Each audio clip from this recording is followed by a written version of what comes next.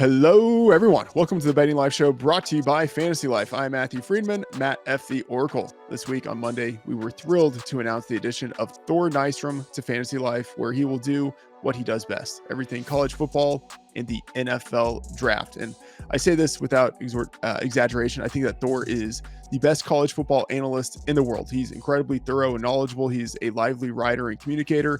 He has a winning record in betting college football. And to top it off, he's a pretty good human. So it's great, Thor, to be working with you. You can follow him on social at ThorKU because as he will show you with his shirt at some point, he went to KU. So he's always got to represent the brand. And I've had the pleasure of working with him before. Thrilled to work with him once again and to have him on the team. Thor, welcome to Fantasy Life and to the show. Oh, man, it's good to be here. Thanks for that intro. Really appreciate it. And always good to be talking to you, Mr. Freedman.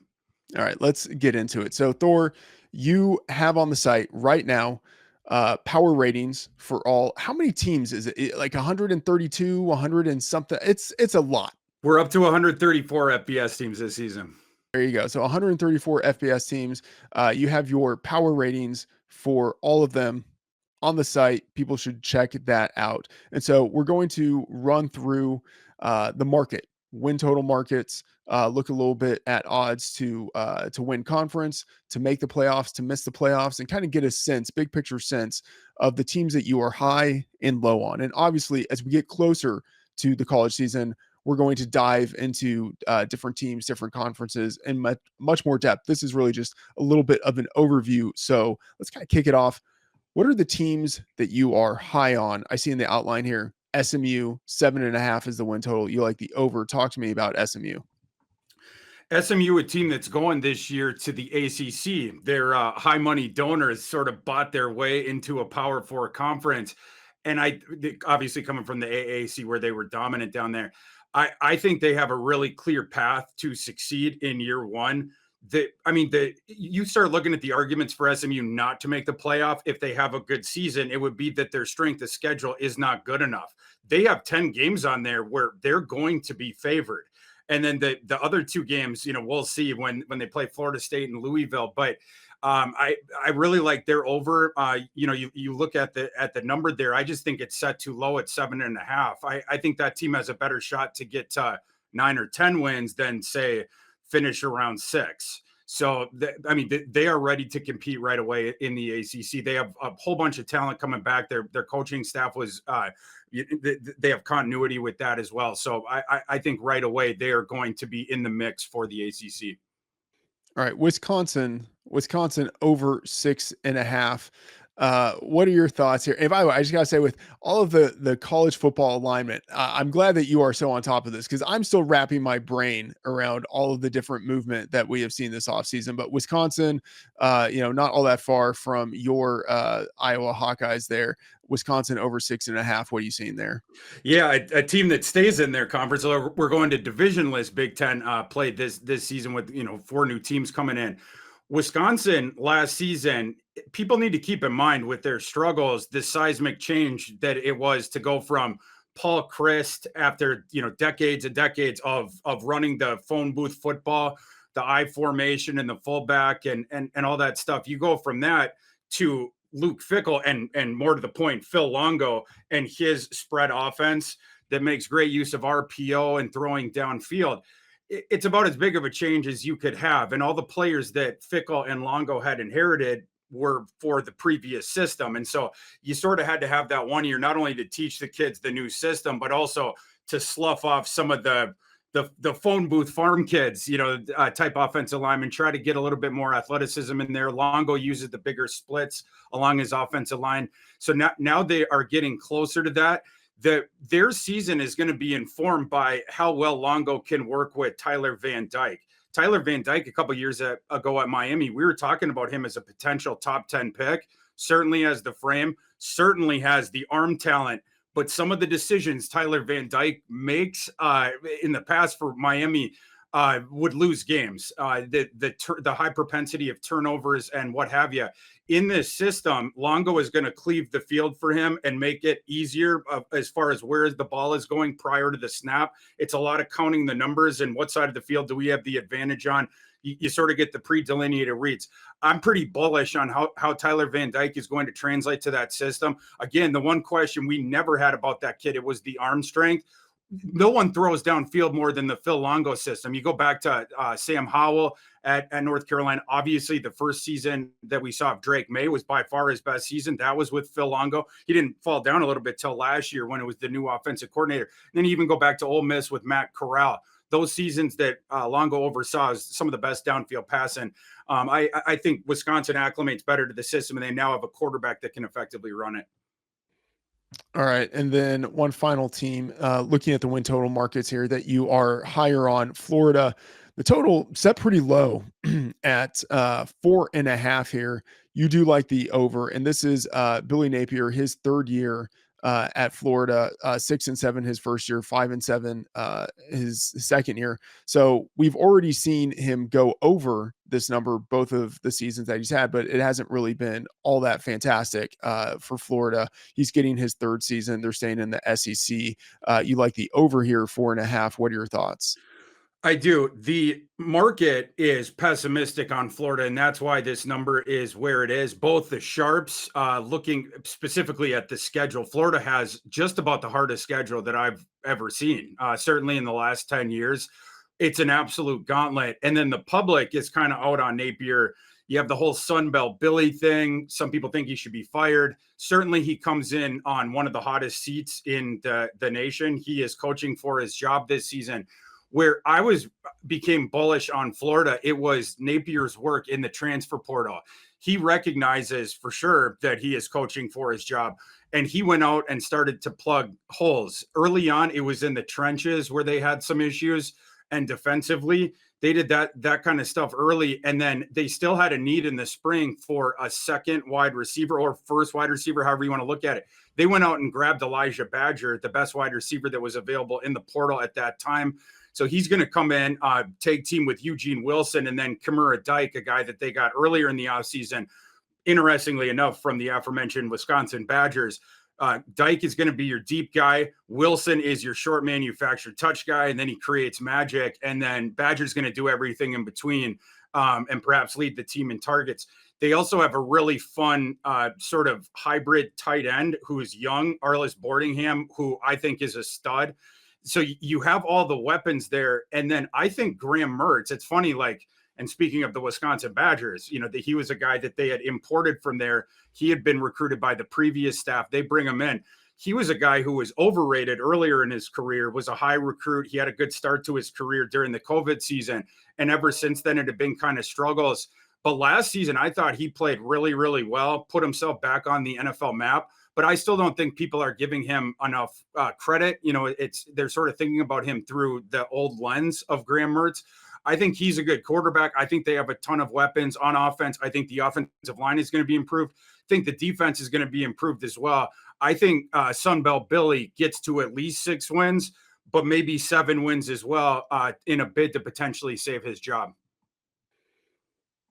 All right, over 4.5 there, and you're thinking maybe 6 or 7 wins. That's a pretty good disparity there. So interesting to see how that turns out. A team you are low on is Duke. Staying in the ACC, first-year head coach Manny Diaz.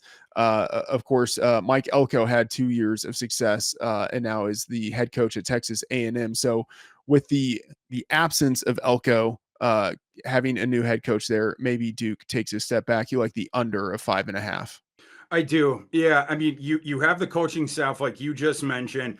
Duke decided to stay with the defensive guy, bringing in Manny Diaz, but his system and Elko's system are very different. Manny Diaz is the most hyper-aggressive defensive coordinator in the nation, and he loves sending the heat, and then he leaves the cornerbacks out on islands. At his previous stop, of course, they had plenty of talent in order to do that at Penn State, and he could leave cornerbacks on islands and send the waves of heat.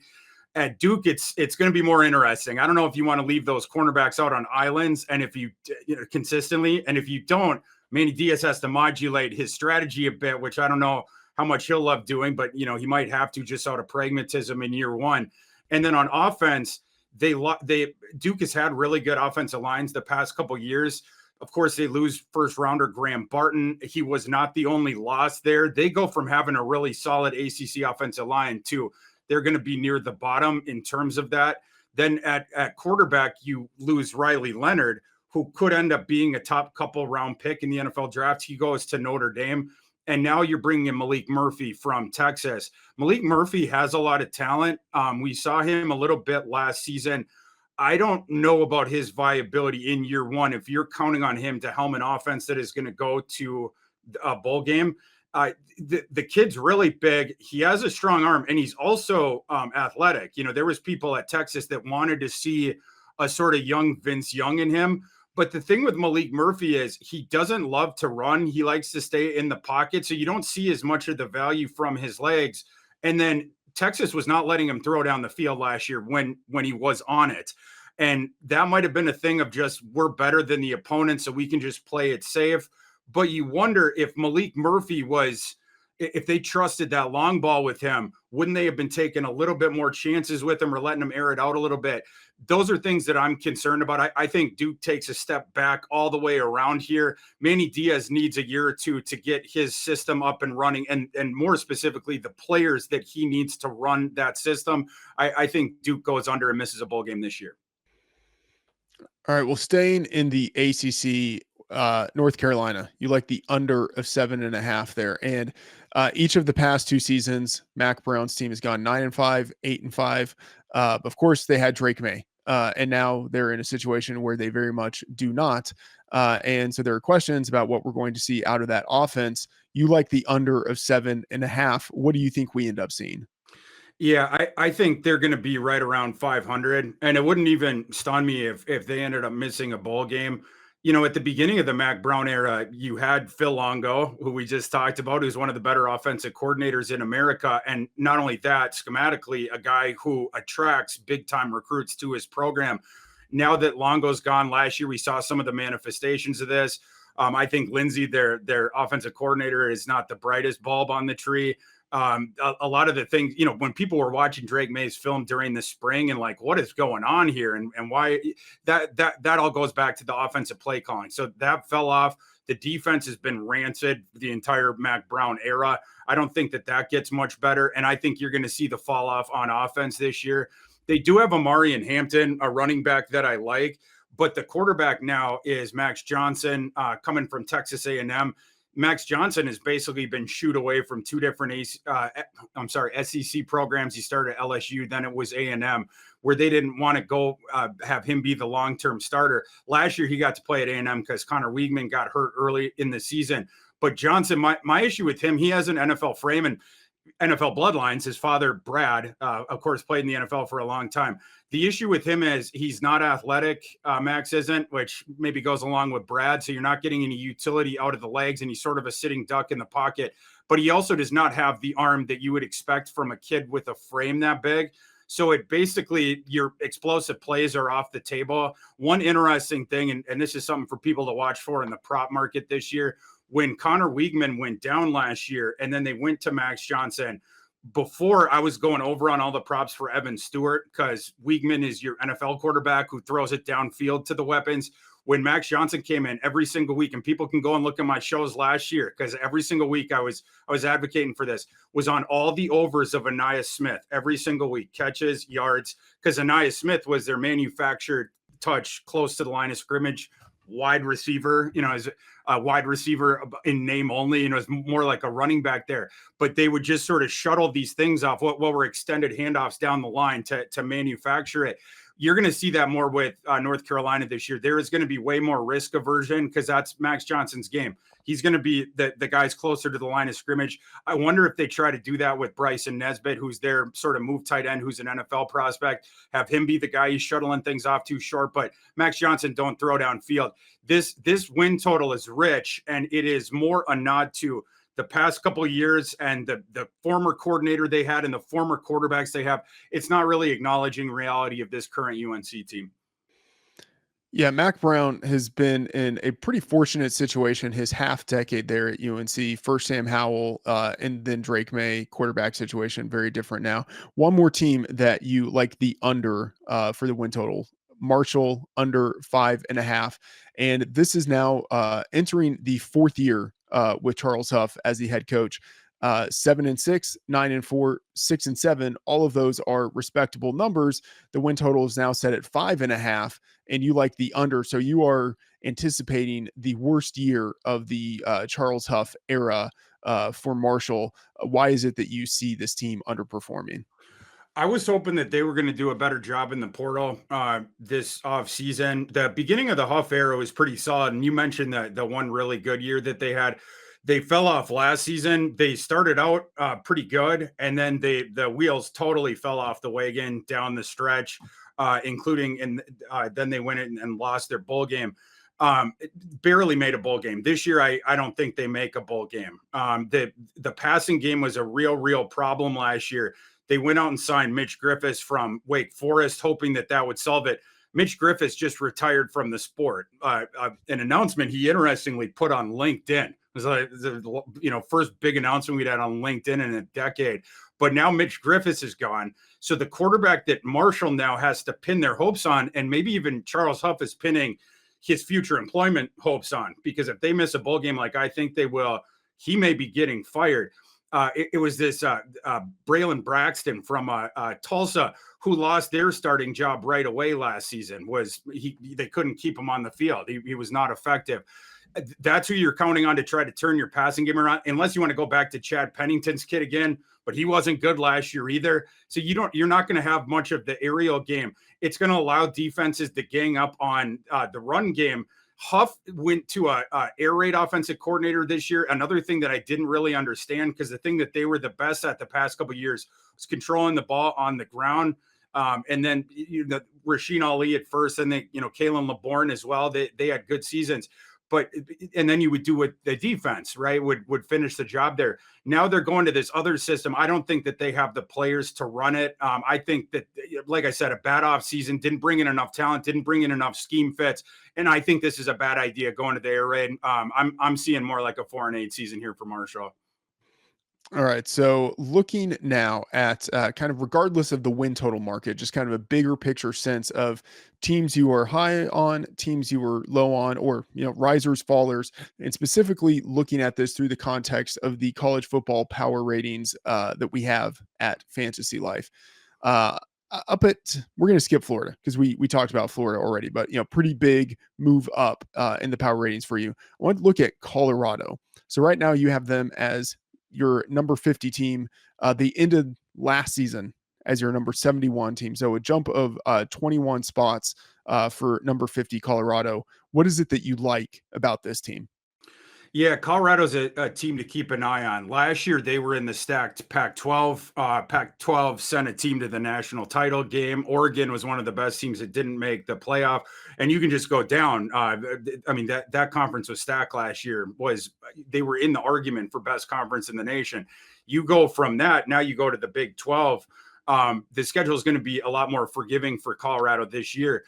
And I think that a guy that did good in the portal this offseason was Deion Sanders. They had a bunch of needs that they had. Specifically, it was along the trenches and then on defense.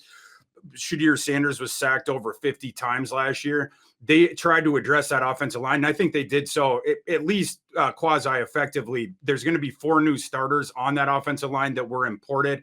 The left tackle is the number 1 offensive lineman from the past recruiting class that they intend to start right away. A kid that they see as a prodigy, this Seton kid. They brought him from IMG. But the other guys have starting experience. One of them, the guards that they brought in, was from Jackson State. So Deion Sanders knows plenty about him. I believe one of the other guys is from UTEP. But guys that excelled at their last stop. It's going to be better than the papier-mâché offensive line that they had last year. And then the weapons are all there for Shadir Sanders was the other thing that they did. They brought in Will Shepard from Vanderbilt. That's an NFL-type prospect. Then they brought in LeJontay Wester from Florida Atlantic, kid who had 1,150 yards last year and is a really, really good athlete. You add those guys at Travis Hunter and Jimmy Horn, who obviously started last year. You go 4 wide with legit starters. They have guys as backups that would start at most teams in their receiving corps. Terrell Timmons came over from North Carolina State. That's a really, really solid receiver. He's probably only going to be on the field when they're trying to give Travis Hunter a blow coming over from cornerback. The talent that they have, I think Shadir Sanders is a top 10 draft prospect. I think Travis Hunter is a top 5 prospect. I think they did well enough plugging their holes. And you look at their schedule, you have a lot of, I guess you'd say, coin flip games where the line will be under 6, but you don't have any for sure losses on there. I think the biggest that they're a dog is by 8 or 9 points to Utah. So it's a lot of games that could be won. And I think this year, Colorado's going to get on track and they're going to make a bowl game. All right. So in the power ratings, not all that far behind Colorado. You have Baylor at number 56. Last year finished the season at number 95 in the power rating. So a big move up of 39 spots. Baylor in the Big 12 here. What is it that you like about Baylor?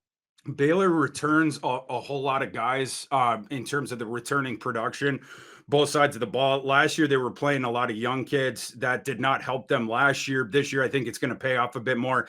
And then Dave Aranda, their head coach, he is coaching for his job this year. He will be fired if they miss a bowl game. You can count on that. He barely escaped with his job last year. He had to offer up to the boosters and the AD a couple sacrificial lambs from his coaching staff, which you usually see when you're heading into your last season, if you don't turn it around. But we have precedent for this, especially in the wide open Big 12. Last year, the guy who came in on the hottest seat was Neil Brown from West Virginia. He made some tweaks in the offseason. All of a sudden, they jumped back up. They were a scary team. And they made a bowl game, everything. Neil Brown is no longer on the hot seat. I think that could be what is headed for Dave Aranda. I like what he did in the portal as well, specifically so they lost Blake Shapen, their quarterback. He went to Mississippi State. Blake Shapen was fine, but he was prone to make a couple bonehead decisions per game. He was also crazy injury prone. And that was something that really hurt the past couple Baylor teams because Shapen would be out for a couple weeks. They'd have to play the backup. Offense would devolve. Then you had to work Shapen back in. And it was like sort of stop and start all season. This year, they bring in DeQuan Finn from Toledo, a dual threat guy. I think that they're going to run the ball better. They have a couple starting caliber runners there. They also have some big play receivers on the outside, so you can't just load up on that. Between all that, and I think the defense will be better this year. Certainly can't be worse than last year. And of course, Aranda made his bones with great defenses in the past. So I think they're going to figure stuff out and be back in a bowl game this year. All right. And then finally, one other team here, Stanford, number 78 in the power ratings. They finished the season last year at 108, so a big jump of 30 spots. But at the same time, 78 kind of puts them in the middle of the road in terms of the overall standings or power ratings here. What is it that you see in Stanford? Yeah, team last year, they had the first-year head coach, Taylor, who came up from Sacramento State, a very creative head coach. And we saw some of that creativity with last year's Stanford team, but they didn't have any talent to speak of, right? And so like he was sort of scratching and clawing, trying to put bubble gum and Band-Aids on different things. And they surprised in a couple different games, came up and ambushed people, Colorado being one of them. This year, it's second year in his system. You have a lot of guys who are returning. Between those two things, I think Stanford jumps up. Taylor's one, going back years and years and years. It's just what he does. And he is a difficult assignment for opposing coaches and coordinators to get ready for because of the way that they play. So I think Stanford, of course, heading from the dissolved Pac-12 to the ACC this year, it's another one where you're going from what was last year an awesome conference to this year, the ACC. You have a couple teams at the top, Florida State, Clemson, maybe you toss out Miami, maybe Louisville, but beneath that, you have just a big quagmire. I think that sets up a lot better for Stanford to ambush some people. Games where the talent discrepancy is closer, that's where Taylor will flip it with his schematics. Really, really good coach. So I think Stanford, not a team that is going to, scare a Clemson or a Florida State, but a team that could win a succession of those ACC games against sort of the underbelly of that schedule. All right. So thinking of the schedule there, and a shout out to producer extraordinaire, Matt LaMarca, for whispering this in my ear while you were talking. Questions about how Stanford, as the former Pac-12 team, now playing in the ACC, they're going to have to travel a lot.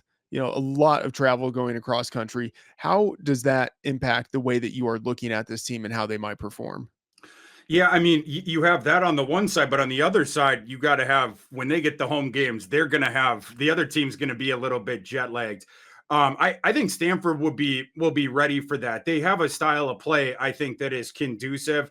Again, not to compete with those teams at the top, but when you're going down, you're playing these other teams for the first time, sort of that underbelly of the ACC schedule. Their style of play is conducive for that. They have some big boys on the offensive line, plenty of athleticism there.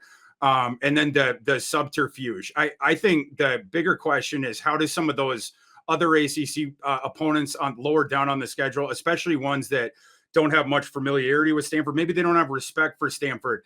How are those teams going to deal with it when they get punched in the mouth in the first quarter, and then Taylor starts running the hyper tempo stuff, and it sort of becomes hide the ball in the cup. Some of these different plays with where the ball's going. I think their acclimation in year one is going to be successful against what their win total is and against what expectations are. All right. So sticking with the Pac-12, you've got Oregon State, finished last season at number 20, now at number 52 in the power ratings. And correct me if I'm wrong, Oregon State is still technically in the Pac-12. Yeah. I mean, somehow this conference still exists, but what is it that you're seeing with Oregon State and why you're projecting them to fall down in terms of expectations from last year to this year? Well, Freedman, now we call it the two pack because it's just Oregon State and Wazoo that are remaining. We'll see what happens with that in the future. But yeah, a weird situation there. But the upshot of it was of the other 10 teams leaving that conference and then Oregon State and Wazoo just being left out in the cold was they're no longer they're in this weird quagmire. Are they still Power Five? Are they G5 now? Like what exactly are they? And because of that, no longer being sort of a serious contender, a bunch of players left. And obviously the coaching staff on the Oregon State side got blown up. Jonathan Smith going to Michigan State. Jonathan Smith took a bunch of coaches with him from the staff. He also took a bunch of their best young players, Aiden Childs being the biggest addition that he took over. But those weren't all the guys that they lost, right? They lost DJU, he's the new Florida State quarterback. The running back, Damian Martinez, who was a stud. He's the new running back at Miami. Interestingly enough, starting next to Cam Ward, who comes from the other two-pack school, Wazoo. So both those rosters just got absolutely nuked, and the good players on them went to other schools where they could potentially compete, for the college football playoff bid or whatever, greener pastures. But yeah, that's why Oregon State fell off, in my opinion, more than any other what is now Power Four schools this coming season. All right. Looking at the Sun Belt Conference, Troy, number 33 in your power ratings last year at the end of the season, opens this year at number 65, a pretty big drop of 32 spots. What is it with Troy that is making you pessimistic? Yeah, Troy was a team that had lost some guys in the portal, as most G5 teams do the past couple of years, but have been able to stave off any sort of regression because they had coaching continuity. They also, beyond that, Kamani Vidal, their star running back, was there to be the bell cow of the offense, and they had plenty of defensive playmakers as well. This year, they lose their head coach. Summerall's gone to Tulane, so that you have to replace that. And then you also lost a whole bunch of guys. Vidal to the NFL. You also lost guys in the portal. I think that their Troy's win total in terms of this is probably a bit flattering to them. But that's why, last year, a dangerous team played really good defense. You had Vidal, who had a great season, and then you would just do the short passing game that spread people out, try to keep people out of the box, and could do the quick hitting stuff for the efficiency through the air. A lot of that stuff is going to be gone, and I'm not sure that opponents will be afraid of the running game there anymore. The system's going to be a little bit changed as well, and they don't have the playmakers on defense that they have the past couple of years. I think that this is going to be a step back for a Troy program that we've become accustomed to being one of those best G5 programs last couple of years. All right, looking in the Mountain West, and I always love talking about these service academies. You have Air Force 55 at the end of last season, opening this year at 90 in the power rating. So a big drop of 35 spots. What is it about Air Force that has you kind of a little pessimistic? Yeah, Air Force is a weird proposition because the service academy teams, they typically have a lot of roster turnover because typically you go there and you don't end up starting until your last couple years on campus. And so they don't always jive with the returning production metrics that some of these power rankings are based on. That said, Air Force did lose quite a bit. They lost playmakers on defense, they lost guys on offense as well. They do have coaching continuity, but my other question with them is we have seen in the past couple of years since the outlaw of the cut block, where the NCAA got rid of that thing, that some of these service academies or teams that run the triple option, it has not been as viable. Navy fell off a cliff. Army flat out went to a different system. Monken at Army switched away from the traditional triple option to a system that was closer to what Jamie Chadwell ran at Coastal Carolina and now runs at Liberty, where it's more option concepts out of the spread, but where you also throw more. But like Air Force is, they're staying the course with the triple option. How much longer will that be viable when you are not allowed to cut block people? Certainly changed it a bit. Last year, Air Force remained good, but I do think that there's going to come a time where it's not going to be as viable and they're going to fall off. And my numbers are certainly indicating that this is the year that they take the step back. All right. And then finally, here, the final faller looking at New Mexico State in Conference USA, number 76 last year, 118 is where they're opening this year, a drop of 42 spots. Man, that is a massive drop. What is it that you dislike about New Mexico State? Yeah, this is a sad one for me personally because coming to you from Minneapolis, I love Jerry Kill. Jerry Kill is like one of my favorite coaches, and he had gone to New Mexico State, one of the longtime worst programs in the entire FBS, and he turned it around. And last year they won a bowl game, and he was wearing his poncho or whatever. I don't know what it's called, but he would dress up for these things, and they had the thing rolling. They were in the conference title game as well. This year, the drop off's coming because Jerry Kill stepped away at the end of last year. Now he is an advisor or an analyst or something for Vanderbilt. Interestingly enough, Vanderbilt then poached New Mexico State's quarterback, Diego Pavia. That was not the only guy that New Mexico State lost. They lost a whole bunch in the portal. So you go from having a decent roster with a really, really good head coach to now you're sort of going the other way. Their talent level has fallen back to where it was before. I don't like the coaching staff nearly as much. You're going to have the transition year. I think that this is a year where New Mexico State falls back to the end of the line in Conference USA. All right. A couple of kind of open questions here. So, not so much thinking about risers or fallers, but just teams that have kind of caught your eye, teams that intrigue you for whatever reason. And you've indicated there are two of them, Texas A&M and USC. What is it that kind of intrigues you about these two teams here?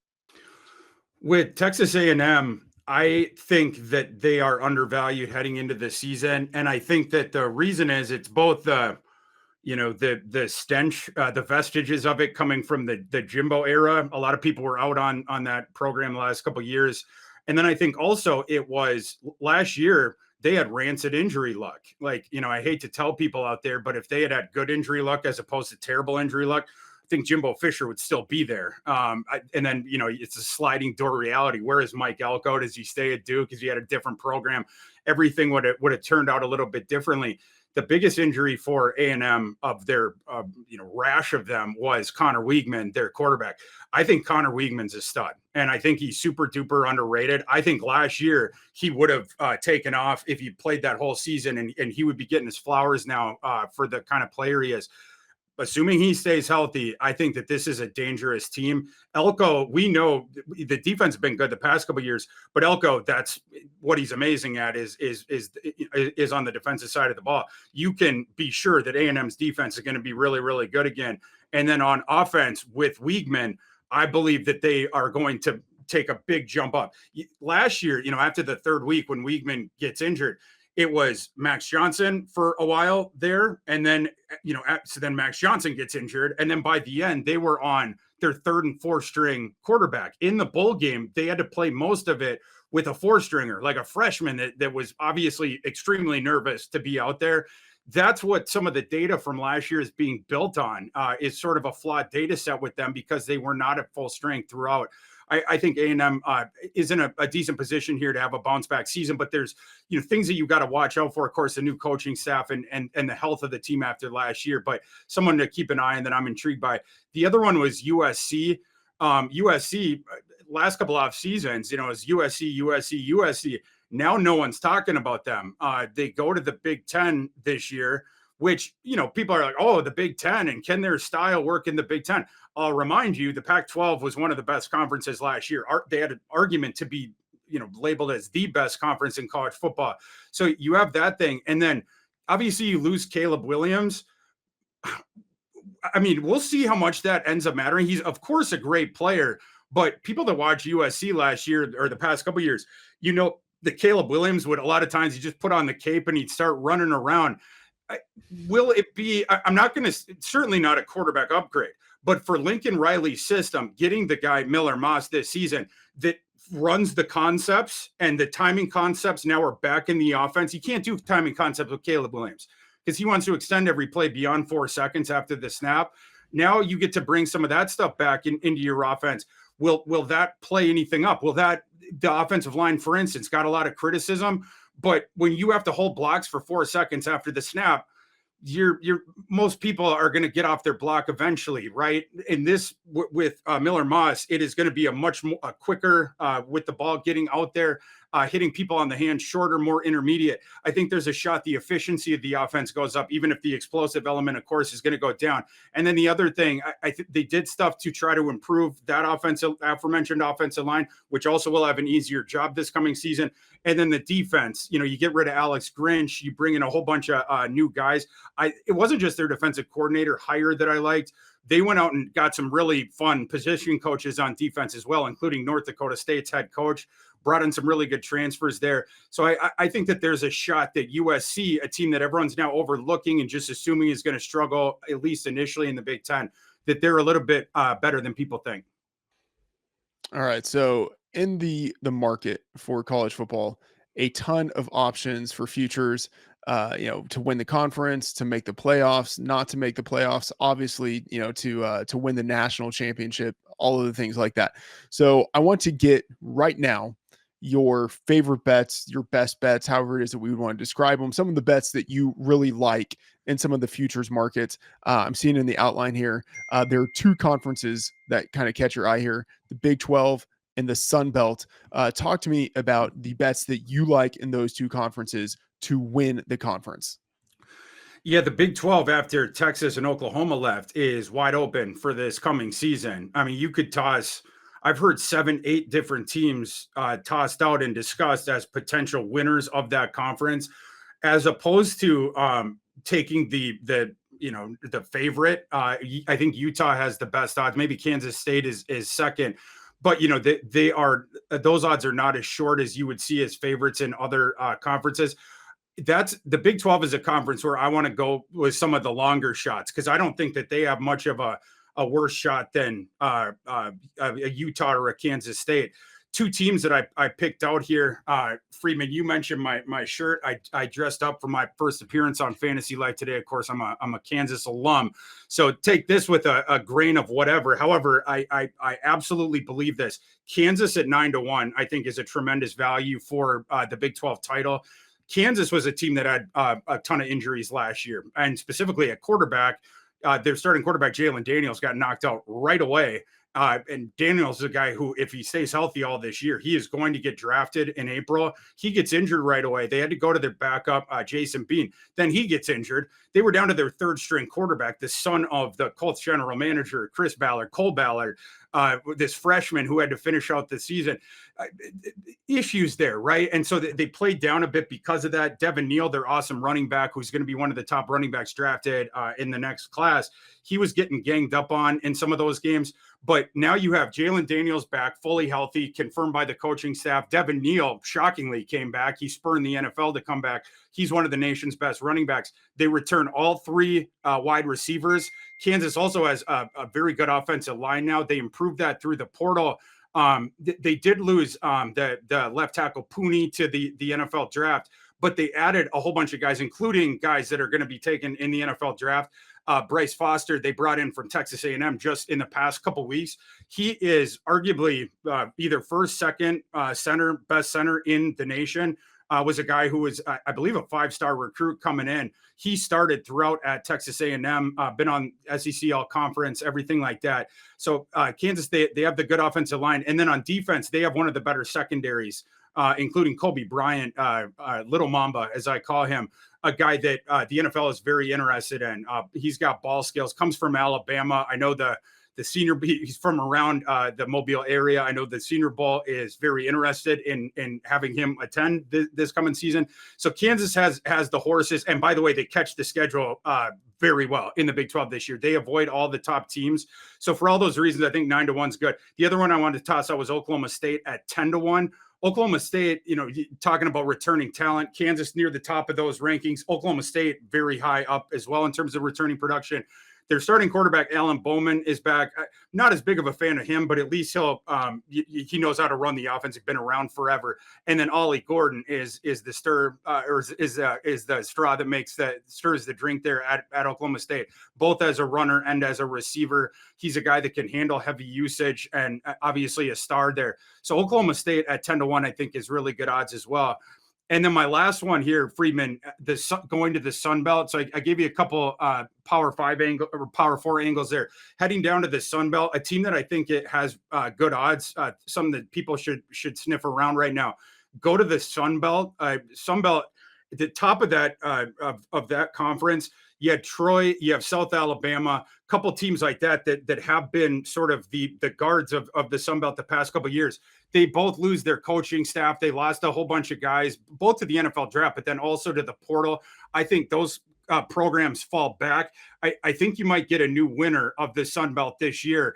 And that's where I'm going with Texas State at plus 450. If you're going to give me 4.5-1 on Texas State, I'm definitely taking that. Last year, their new coach, Kinney, this wonderkind in his 30s, he goes there in year 1 and takes a program that was in the dumps. And all of a sudden, they're super viable. They're putting up all these points. They have this aggressive defense that turns people over. And then this year, they bring in TJ Finley was the quarterback last year. This year, they bring in Jordan McLeod, who helmed that James Madison team that was absolutely stellar last year. So now in McLeod, you have a guy who is also going to give your offense a running element. Texas State has 2 of the better G5 running backs out there. They have a running back room that is analogous to Power 5 schools. Ishmael Mahdi last year was near the top of in terms of all-purpose yards. He runs, he catches, he is a returner. And then they brought in from UTEP Deion Hankins, who in El Paso they nicknamed him Deion Tankins because he's your big hammer back. Mahdi is the airback, makes people miss, has the diversified skill set. You bring in Hankins when the defense is starting to get tired, and he's just going to pound away at them, tired defensive fronts and salt games away. And I think Texas State's defense will be better as well now that you're in year 2 of Kinney and they've had time to address stuff through the portal. So I think Texas State at 4.5-1 to win the Sun Belt is a bet that has value. All right, there we go. For the people who aren't watching this but who are listening on podcasting, Thor is talking so vigorously and voraciously and vociferously that he's literally foaming at the mouth right now, talking about Kansas and Oklahoma State and Texas State. I gotta say, if your college football analyst does not foam at the mouth when he's talking about teams that no one cares about, then he is just not working hard enough. All right, Thor, a couple more I want you to talk about here. You can bet on teams to make the playoffs, to miss the playoffs. Give me one in each category that you think offers value.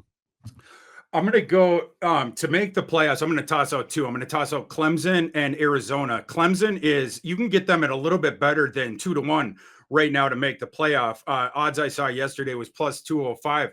I think that's short. The ACC, all Power 4 conferences are guaranteed to have one team in the playoff, but in the new, so there's your 4 teams. But in the new era, you have the top ranked conference winner that's outside of that. So that's one spot. So that, your G5, the best G5 team.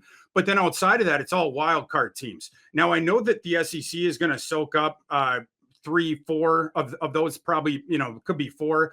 But the other conferences are going to get some as well. And the ACC, I feel like, is, in the Big Ten, of course, is going to soak up some as well. But I think the ACC is going to get 2 teams in, assuredly.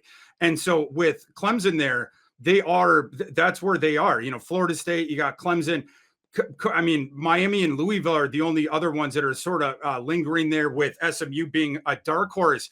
But getting Clemson at better than 2-1, I just feel like if you sim the season out 100 times, they're going to make it more than their implied odds are suggesting. So getting that 2-1 on Clemson, I think that there's a better shot than that they finish as a top 2 team in the ACC. As far as Arizona goes, this one goes back to sort of what we were talking about with some of those other Big 12 teams, of how it is so wide open. Big 12 is another conference that has a decent shot to potentially get 2 teams into that playoff. Arizona's got a good shot to finish in the top 2 there. I mean, you bring back one of the nation's best starting quarterbacks in Noah Fafita, who has some stylistic similarities to Bryce Young at Alabama, a pint-sized guy, but it is impossible to get your hands on him in the backfield. Very, very creative, scrambling around, and then a much better thrower, certainly, than I thought we were going to see when we saw him initially.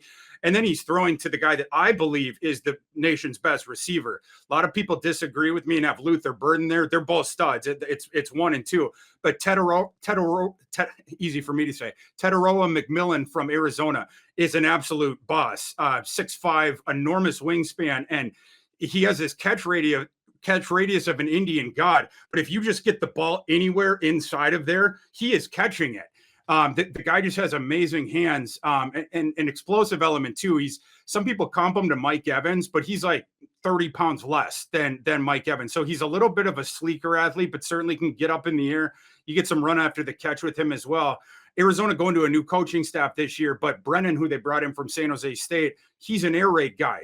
So, I mean, he knows where this offense, it needs to get funneled, and that's what his familiarity is with anyway. So Arizona at 7.5-1. Again, you're just looking, what are their odds of being a top 2 team in the Big 12? I think that the odds of that are better than 7-1. So by definition, I think there's value there. And then 2 teams that I was sniffing around the market of to not make the playoff. You can get some interesting bets by going the other way. Specifically, I'm looking to fade some of those teams that are the outside of the top couple in both the SEC and the Big Ten. Because right now, I feel like the odds boards are way too heavily slanted towards a whole gamut of those teams have some of these low odds. Whereas, the value to make the playoff, I think, is in the Big 12 and the ACC, because I don't think the markets are adequately baking in that those conferences are going to have a couple teams in the playoff. With that in mind, LSU to not make the playoff, it is minus 158, the last odds that I saw it. But to me, that should be closer to 2-1 or 2.5-1. LSU, they had one of the worst defenses that you will ever see in the Power 5 last year. Could it be better this year? Well, it better be better. I don't know how it could be any worse, but you're not going to go from being a sub 100 offense or a defense, to jumping up into the top 50s. That is not going to happen. So, and then on offense, of course, you lose the Heisman winner, Jaden Daniels, you lose Malik Neighbors, you lose Brian Thomas, et cetera, et cetera, et cetera. You have less weapons there for the new quarterback, Nussmeier. Nussmeier also does not give you the mobility element that Daniels did. So their defense is going to have to be incredibly better to offset what is going to be a fallback on their offense. Either way, the SEC bringing in Texas and Oklahoma to what was already a packed conference, I just do not see how LSU remains one of the, let's say, top 4 teams of the SEC this coming season. That's why I'm fading them. If they're outside of that, they're not going to be making the playoff. I don't think they make the playoff this year.